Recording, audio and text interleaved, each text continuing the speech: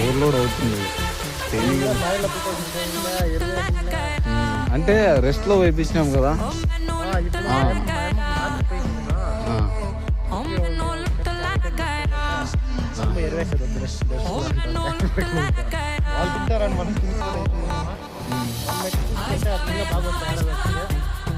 అంటే వీళ్ళకు రెస్ట్లో వేయించినాం కదా, ఆయిల్ అప్లికేషన్ చేసాం. ఫ్లవర్ వచ్చేసి వీళ్ళు కాయ పెట్టినప్పుడు రెస్ట్ కటింగ్ చేపించి ఇంకా బాక్స్ చూసుకొని ఇంకా డబల్ పెద్దగా ఉండవు.